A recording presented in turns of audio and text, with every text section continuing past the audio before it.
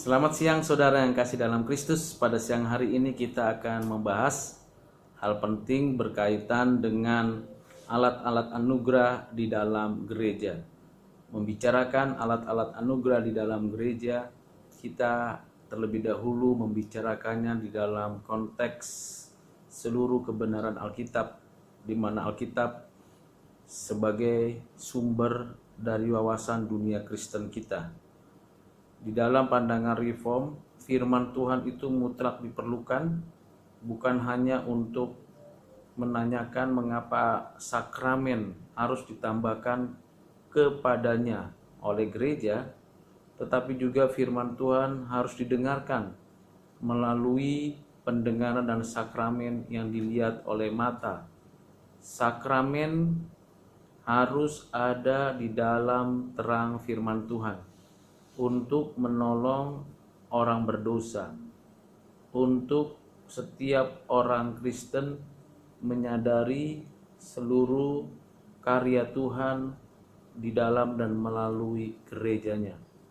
Sebab melalui firman Tuhan akan hadir satu pemahaman yang penting, yang benar tentang pemahaman sakramen. Karena itu sakramen tanpa firman Tuhan, tanpa didasari kebenaran firman Tuhan, tidaklah lengkap, tidak utuh, tidak memiliki suatu nilai kekekalan. Bukan sebuah ritualitas keagamaan belaka. Karena itu kita tahu bahwa firman Tuhan dan sakramen bersumber dari Tuhan sendiri. Tuhanlah yang memberikan dan Tuhan yang menetapkan alat-alat anugerah ini. Dan isinya jelas berpusat pada Kristus, baik sakramen maupun firman Tuhan. Dan kita menerima keduanya dengan iman yang sudah dicipta oleh Roh Kudus, yang sudah dianugerahkan oleh Allah Bapa, yang sudah dinyatakan, ditujukan hanya kepada Yesus Kristus Tuhan dan Juru Selamat kita. Jadi jelas ada hal yang sama antara persamaan firman Tuhan dan sakramen sebagai alat-alat anugerah di dalam gereja. Sedangkan perbedaannya kita tahu bahwa ada kepentingan firman Tuhan wajib diberitakan, sedangkan firman Tuhan ini menjadi dasar dari sakramen, dan sakramen boleh kita laksanakan tanpa pemberitaan firman Tuhan, tanpa didahului dengan khotbah yang sudah disiapkan. Dan kita tahu sakramen ini punya kepentingannya sendiri, firman Tuhan punya kepentingannya sendiri. Yang kedua, perbedaannya adalah tujuannya. Firman Tuhan bertujuan untuk menumbuhkan dan menguatkan iman melalui pemberitaan firman yang lengkap, yang sinkron, yang koheren, yang komprehensif secara lengkap, baik secara ajaran, secara komitmen maupun praktik kehidupan. Firman Tuhan sangat diperlukan untuk menumbuhkan, menguatkan iman orang percaya. Sedangkan sakramen untuk menguatkan iman dan mengingat kembali apa yang Tuhan sudah kerjakan, baik itu baptisan maupun perjamuan suci. Yang ketiga, jangkauannya. Firman Tuhan diberitakan ke seluruh dunia. Siapa saja diperkenan Tuhan untuk dapat mendengar firman Tuhan dan mengalami kebenaran firman Tuhan secara universal. Sedangkan sakramen hanya dilakukan di dalam dan melalui gereja untuk orang-orang yang dipanggil masuk ke dalam gerejanya, dan untuk setiap orang yang sudah meyakini dengan iman bahwa Yesus Kristus adalah Tuhan dan Juru Selamat pribadinya. Jadi perbedaan dan persamaan tersebut yang menjadikan kita paham betul apa itu sakramen.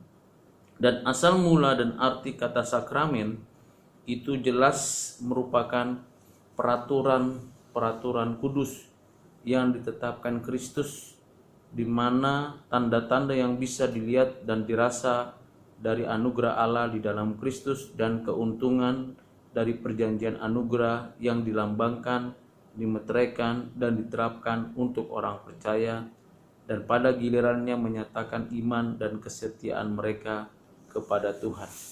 Demikian pemahaman tentang sakramen. Dan kalau kita ingin mempelajari bagian-bagian dari sakramen, bagian yang tanda yang tak nampak dan anugerah spiritual dalam hati seorang yang ditandai dengan meterai. Tanda yang tak nampak artinya setiap sakramen berisi elemen material yang nampak, yang kelihatan, dan yang tidak nampak. Artinya bagian eksternalnya dari sakramen bukan saja mencakup elemen yang dipakai yaitu air, roti, dan anggur, tetapi juga ritual kudus yang dilakukan melalui elemen-elemen ini. Kehadiran Tuhan dengan iman kita percaya di dalam baptisan dan juga di dalam perjamuan kudus, di mana di dalam baptisan nama Bapa, Anak, Roh Kudus yang tak nampak ini nyata dan hadir di tengah-tengah persekutuan orang-orang percaya. Demikian juga kehadiran Kristus di dalam perjamuan kudus di antara orang-orang percaya, di mana Tuhan yang Maha hadir dalam persekutuan tersebut. Dan ketika kita melaksanakan sakramen ini, kita tahu bahwa Tuhan berdaulat, mengasihi, dan beranugerah untuk setiap orang percaya. Anugerah yang ada di mana secara spiritual di dalam hati seseorang ditandai dan dimeteraikan. Ada perjanjian anugerah, ada kebenaran iman, ada pengampunan dosa, ada iman dan pertobatan, ada persekutuan dengan Kristus dalam kematian dan kebangkitannya. Jadi 5 hal materi internal dari sakramen ini yang tak nampak, yang mistis, yang memberikan kepada kita dasar pelaksanaan itu adalah perjanjian anugerah, kebenaran iman, pengampunan dosa, iman dan pertobatan, persekutuan dengan Kristus di dalam kematian dan kebangkitannya.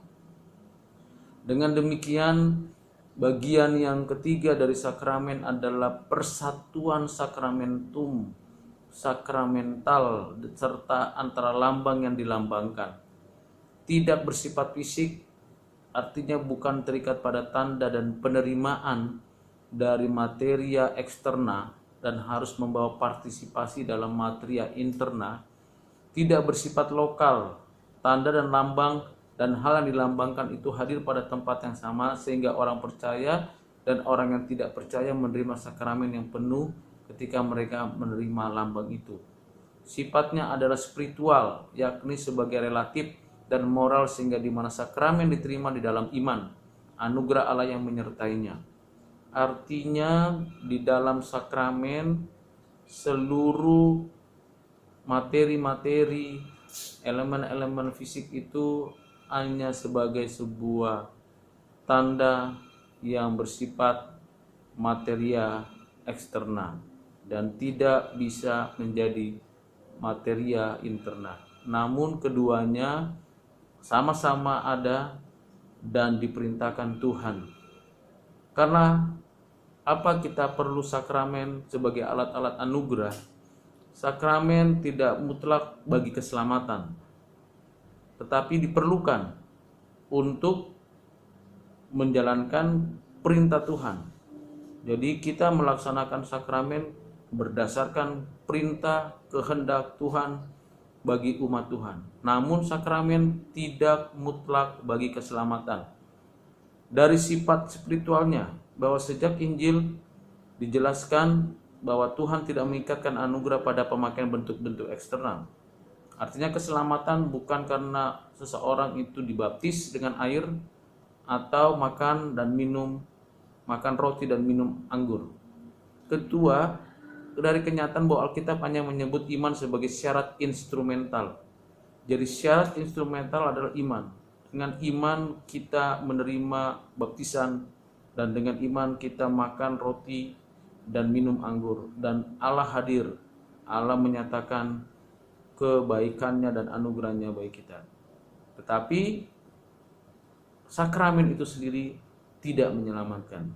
Ketiga, dari kenyataan bahwa sakramen tidak menimbulkan iman, tapi menunjukkan adanya iman. Iman lahir dan timbul dari pendengaran akan firman Tuhan. Iman ditanamkan, diciptakan oleh Roh Kudus dalam hati kita.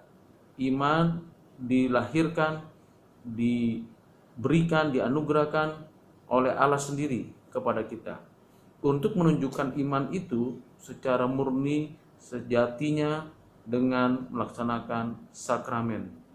Jadi sakramen itu adalah pertunjukan adanya iman kita kepada Allah Tritunggal. Keempat adalah dari kenyataan bahwa banyak orang yang sungguhnya diselamatkan tanpa adanya sakramen. Kita tahu ada penjahat di sebelah Yesus yang percaya kepada Yesus Kristus. Mungkin bisa jadi dia belum pernah dibaptis seperti yang dialami oleh murid-muridnya atau anak-anak Tuhan yang lain. Perempuan Samaria di dalam Yohanes pasal 4 jelas secara tertulis tidak dinyatakan bahwa dia mengikuti atau menerima sakramen baptisan. Jadi jelas keselamatan bukan disebabkan karena pelaksanaan sakramen, tetapi karena memang sakramen itu diperintahkan Tuhan kita lakukan, dan keselamatan itu berdasarkan anugerah di dalam karya Kristus. Keselamatan diberikan melalui Kristus dan diaplikasikan oleh Roh Kudus. Kalau kita melihat sakramen dalam Perjanjian Lama dan Perjanjian Baru, kita akan menemukan pengertian-pengertian yang mendalam, dan kita akan teruskan pengertian ini pada pertemuan yang berikutnya. Kiranya Tuhan Yesus memberkati saudara. Amin.